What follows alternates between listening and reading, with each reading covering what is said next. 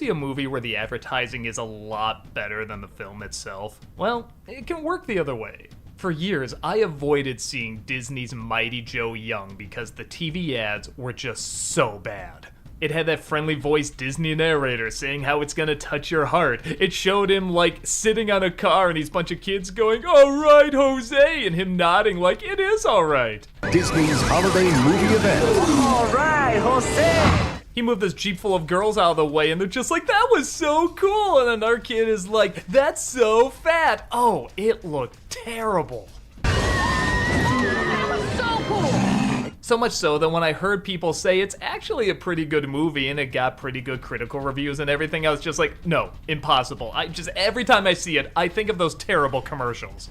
Well, this year for Disneycember, I finally decided to sit down and give it a chance, and yeah, I was surprised to find not only is this a pretty damn decent movie, but it actually has the makings of a pretty good Kong film.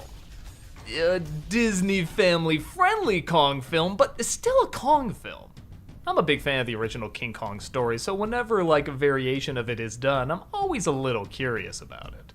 While I'll admit I never did see the original Mighty Joe Young, I did find this one in its own strange way did keep true to a lot of the same themes and ideas that Kong films usually talk about. The film opens surprisingly kind of grisly as this little girl's mother is shot by this poacher. She's trying to protect a gorilla named Joe, who bit off the poacher's finger, but he can't find him. Years pass and the little girl grows up into Charlize Theron, who still looks after Joe in the jungle and tries to keep him a secret, but as you'd imagine, that's kinda tricky to do. One day a man, played by Bill Paxton, appears, hears all the stories about the giant ape, and wants to take him to a place where he won't be hunted. This of course means introducing him to human beings and, well, you know how these stories go, they don't always mix. She eventually agrees though, seeing how it is only a matter of time before people find out about him, so he might as well be protected.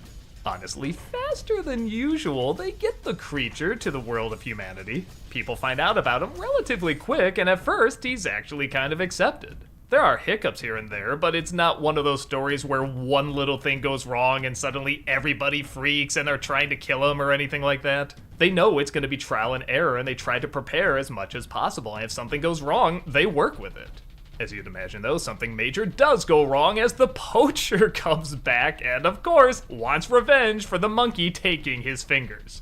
Okay, you know the direction this is gonna go. Somehow Joe escapes, gets out among the people, and causes panic. And the first thing I'll say is, while those scenes in the commercials are in the movie, they're not nearly as bad as they made them out to be. When he's moving that car with all the women in it, they're all screaming and only one is laughing like she's high on something. And they're all looking at her like she's crazy. That's actually a little funny.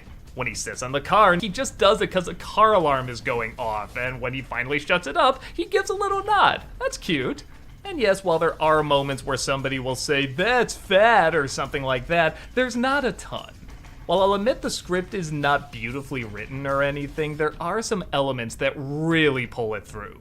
One is the acting. Charlize Theron and Bill Paxton are playing this 100% straight, and man, they are 100% committed.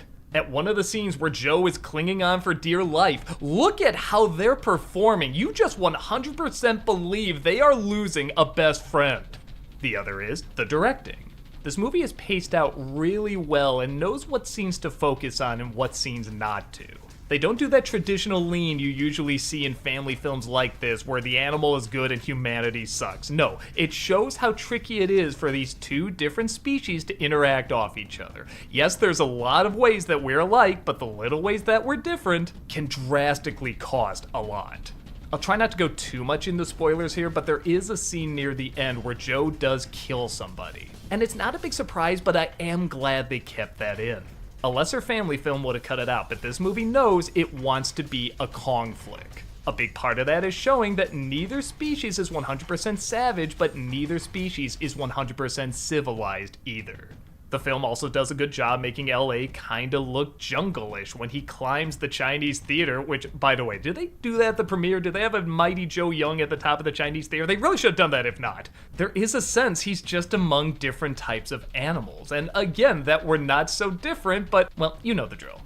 And while I'm at it, the effects on this thing are phenomenal. This is the first time in a while I'm looking at this asking myself, how the hell did they do that? It looks like it's a giant animatronic walking around, but I know that can't be the way he moves and acts. It has to be some sort of force perspective or a mixing of CGI and green screen or something, but I've just never seen it done this well.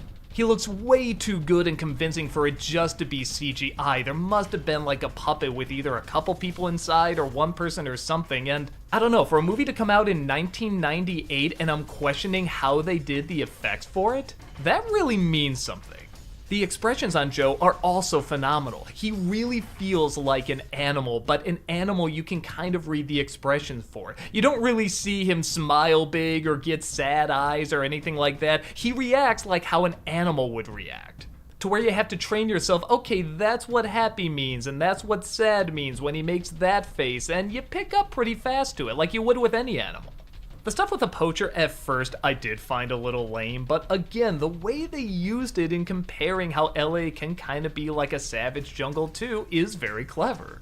I feel like if this movie was done with a different team, they would have focused on all the stupid moments and just zip past all the stuff that was really good. But it's really the opposite. They focus on the good stuff and zip past the stuff that's kind of lame. The stuff that I'm sure Disney said, no, you have to have that in there because it's a Disney film and we want to get kids in and families and stuff like that. And while yes, this is definitely a family film, it doesn't go nearly as dark as the other Kong movies, it still subtly keeps to the same themes and ideas.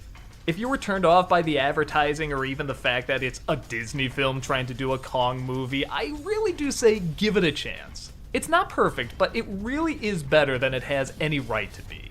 Like I said, I can't compare it to the original because I haven't seen the original, but whether you're a fan of Kong films, special effects, or just family films in general, swing on in because this is surprisingly pretty damn good.